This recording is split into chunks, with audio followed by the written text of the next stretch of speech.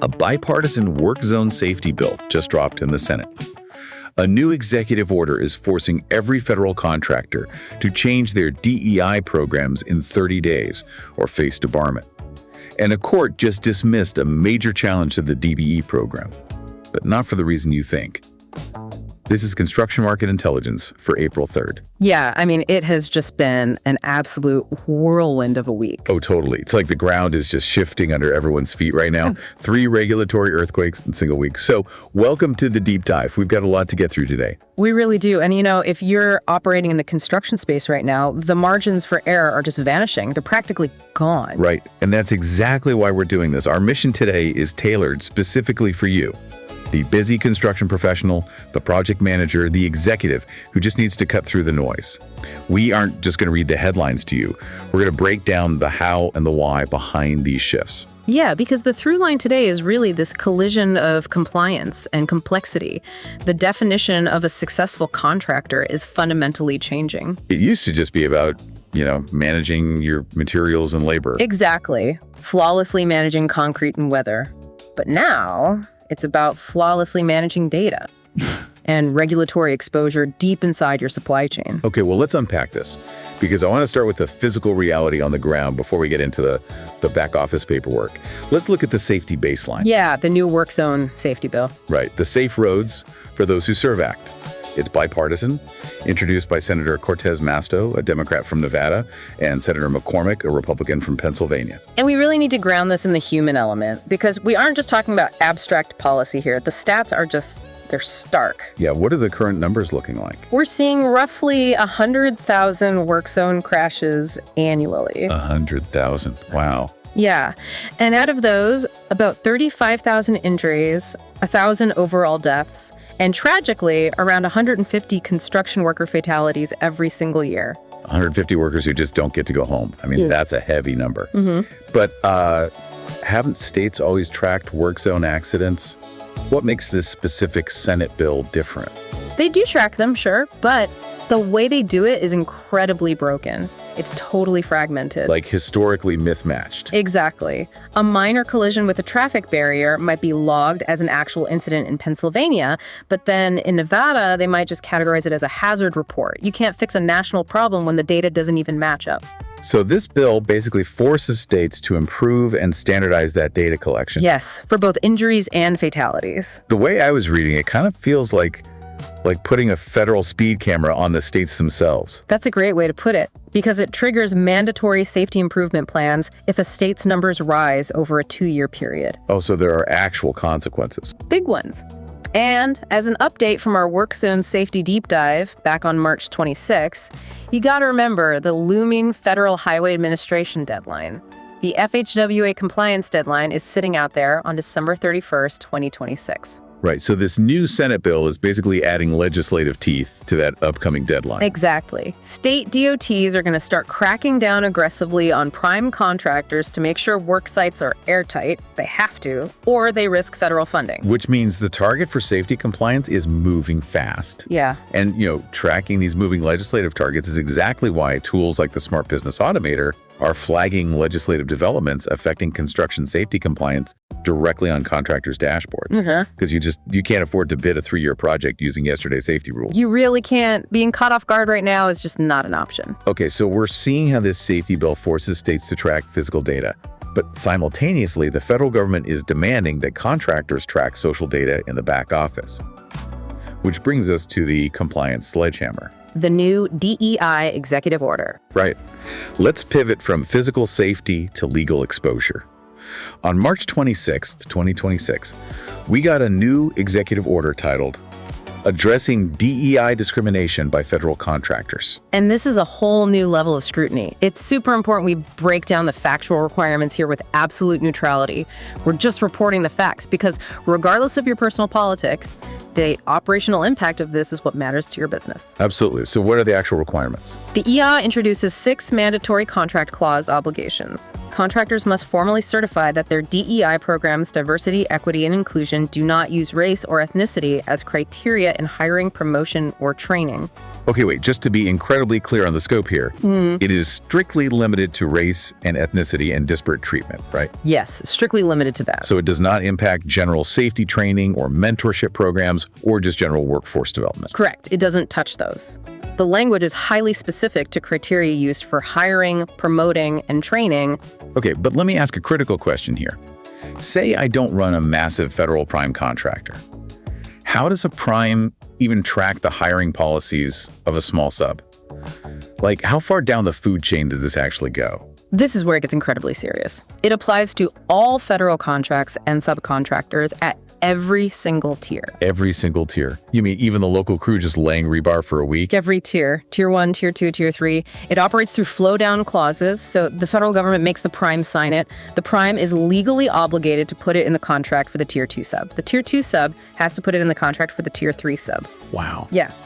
And it goes much further than previous orders, like EO 14173, because it explicitly makes compliance material to payment. So if your Tier 3 subcontractor is out of compliance, say they have a hiring quota based on race, your payment on the entire project is at risk. Your payment is at risk, and the penalties are harsh. We are talking about contract cancellation, total debarment from all federal work, and treble damages under the False Claims Act. Stop right there, because people really need to understand that term. Treble damages under the False Claims Act. Yeah. That doesn't just mean a fine, does it? No. Triple damages means 3 times the amount of actual damages the government sustained. Sometimes the government views the entire contract as fraudulently obtained if you lie on a compliance form. It is a company-ending penalty. Man. So what is the ticking clock on this? It is moving fast. The initial compliance deadline is April 25th. That is 30 days from when it was signed, just weeks away. Then we have FAR guidance, Federal Acquisition Regulation, at 60 days. And compliance reviews start at 120 days.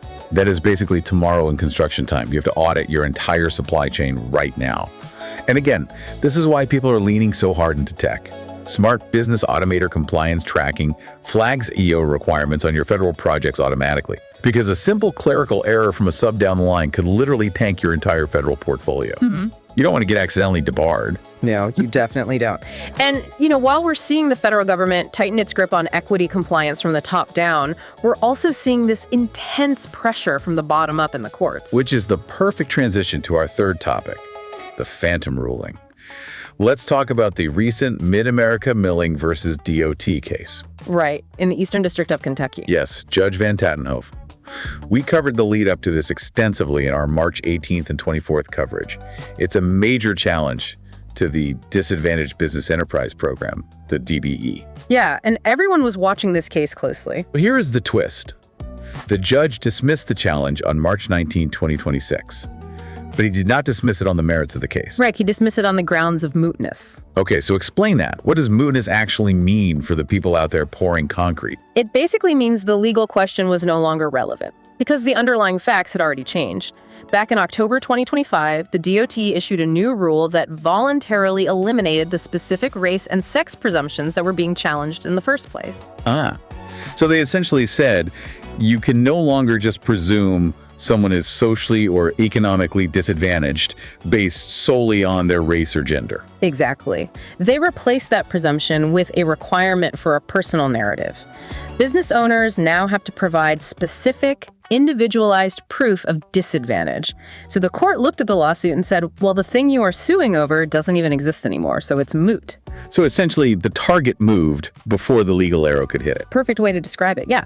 So there is no constitutional ruling from this court. The DBE program stands as it was modified last year. The judge did say future reinstatement of those presumptions is legally possible, but he called it sheer speculation at this point. Okay, so the legal challenge is over, but for the listener, the operational headache just continues.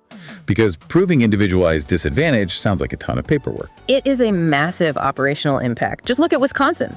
There are approximately 1,300 DBE businesses in Wisconsin alone that are currently facing recertification under these new modified rules. 1,300 in one state. Yeah. They have to submit tax returns, personal narratives, bank records. It's a huge administrative burden. And it creates massive uncertainty for the prime contractors who rely on those DBEs to meet their project goals. Yeah. If your sub loses certification mid-project, you're scrambling. It's just a gauntlet of administration right now. It really is. Okay, let's zoom out from compliance and transition over to capital. Let's look at the macroeconomic view. We have fresh data from ConstructConnect, and there is a really weird divergence happening. Yeah, the numbers are kind of pulling in two different directions. Right. So total construction spending is actually up 5.2%, but construction starts are down 3.5%. So what does this all mean for you listening? Are we just finishing expensive legacy projects but hesitating to break ground on new ones? That is exactly what's happening. And Michael Gux, he's the chief economist over at ConstructConnect. He provided an amazing breakdown on this uncertainty. It's a massive sector divergence. Okay, so who's winning? Manufacturing construction is the absolute standout. It is experiencing 13.4% growth. Wow, 13.4%. That's fueled by the CHIPS Act, right? And reshoring. The CHIPS Act, general supply chain reshoring, and the impact of tariffs. Tariffs make foreign steel and components expensive, so it creates this huge domestic manufacturing opportunity. But wait, doesn't relying on tariffs come with a massive reversal risk? Like, depending on the political winds? Oh, completely. Gux points that out. If an administration repeals those tariffs, the incentive to build a domestic plant could vanish, so it's a high-reward, high-risk sector. Makes sense. What else is booming? Power generation. It's booming due to just insatiable demand. Between the grid infrastructure for EVs and the massive power requirements for AI data centers, we're seeing huge investments in nuclear, wind, and data centers. But then residential is the anchor dragging the numbers down. Yeah, residential dropped 9% in 2024. Now, the expectation is a recovery in late 2026, but right now it's hurting. This maps so perfectly onto the emerging search and trend signals we're tracking. And actually, if you look at how the Smart Business Automator economic dashboard shows sector performance by region, it's so clear. We are seeing a cluster of construction companies, specifically J.E. Dunn, Clune, and Layton, tied to Google AI News, hitting a breakout score of 65. People are chasing that data center boom. They really are. The Port Washington data center also hit a 65 breakout score.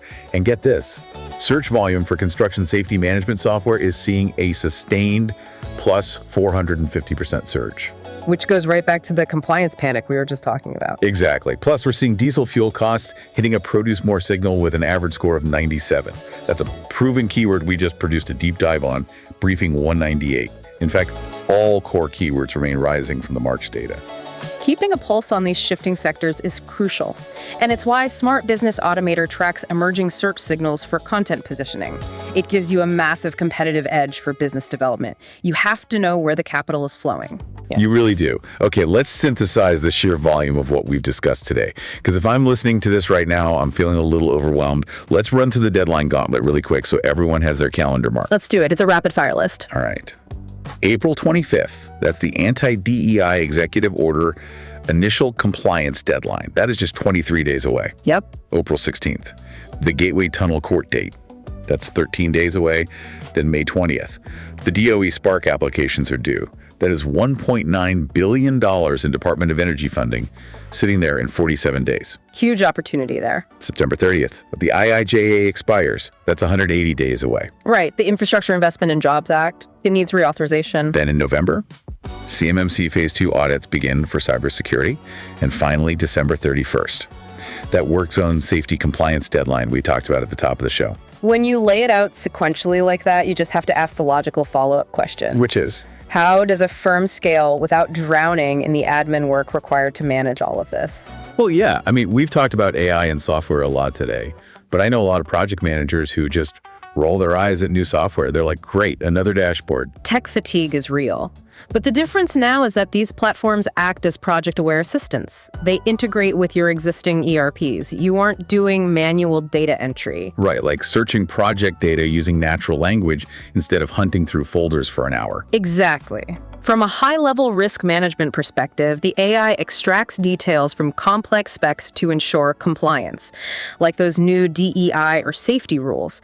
It evaluates change order impacts and detects schedule risks automatically. It basically allows project managers to handle more jobs safely. It does. But, it brings me to a final thought I want to leave everyone with today, something to mull over this weekend. Oh, let's hear it. So we've spent this whole time talking about using AI to perfectly optimize your compliance, to track market signals, to manage your data. But if every major contractor adopts the exact same AI tools over the next 2 years, does perfection just become the new baseline? Oh, wow. That is interesting. Right. If everyone's compliance is flawless and everyone's bids are perfectly optimized, how will you actually differentiate your firm in 2027? When technology levels the playing field completely, does winning a project circle all the way back to just having the strongest, most authentic human relationships? That is a phenomenal question. When perfection is standard, the human element is the only premium left. Wow.